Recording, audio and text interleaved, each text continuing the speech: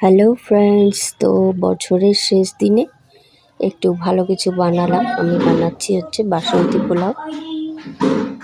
তো এই যে চেরি কেটে রেখেছি, আর এখানে কাজু আর কিশমিশ ঘিতে ভেজে রেখেছি। আর এদিকে আমি পোলাওয়ের জন্য চালটা সিদ্ধ করছি আর কি। প্রায় মোটামুটি হয়ে এসছে। আমি একটু শর্টকাটে তোমাদেরকে দেখানোর চেষ্টা করছি। তো এই যে চাল মানে অর্ধেকের বেশি 60-70% সেদ্ধ হয়েই গেছে আর কি। তারপর আবার একটু জল অ্যাড করেছি, গরম জল। তারপরে যখন হয়ে এসছে মোটামুটি 80%-এর মতো, এগুলো দিয়ে দিয়েছি এই কিশমিশ আর কাজু।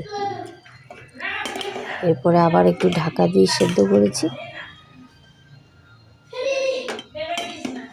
নেড়ে চেড়ে দিয়ে আবার একটু ঢাকা দেব। এবার আমি ব্যাস হয়ে গেল মোটামুটি।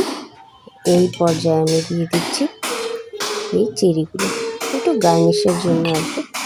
এগুলো না দিলেও চলে, দেখতে আর কি ভালো লাগে, তাই ছিল বলে দিয়ে দিলাম। এই আমার রেডি বাসন্তী পোলাও উইথ, আমি এখানে করেছিলাম হলো এগ কারি। তো সেই এগ কারির সাথে আমি সার্ভ করব। এই হলো আমার ডিনার, আর সঙ্গে মিষ্টি। চলো টাটা।